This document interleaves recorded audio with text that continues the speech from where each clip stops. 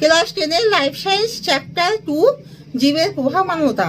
তোমরা সবাই মন দিয়ে শোনো আর লেখো, আর সবাই লাইক আর সাবস্ক্রাইব দিয়ে দাও। আমি তোমাদের কিছু ইম্পর্টেন্ট প্রশ্ন উত্তরগুলো বলছি। তাহলে পরাগযোগ কাকে বলে? পরাগযোগ হলো যখন একটি ফুলের পরাগরেণু অপর একটি ফুলের গর্ভমুণ্ডে স্থানান্তরিত করা হয় এবং ক্লাস 10-এর লাইফ সায়েন্স চ্যাপ্টার 1 জীবজগতের নিয়ন্ত্রণ। তোমরা সবাই মন দিয়ে শোনো আর লেখো, আর সবাই লাইক অ্যান্ড সাবস্ক্রাইবটা দিয়ে দাও।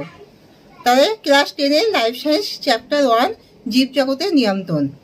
চলন কাকে বলে? জীব যখন একই জায়গায় স্থিরভাবে থেকে যখন ক্লাস 10-এর লাইফ সায়েন্স চ্যাপ্টার 3 বংশগতি। তোমরা সবাই মন দিয়ে শোনো আর লেখো, আর সবাই লাইক অ্যান্ড সাবস্ক্রাইব দিয়ে দাও।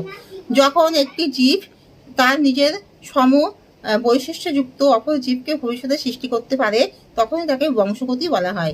একে দুভাগে ভাগ করা যায়, যেমন বংশগতি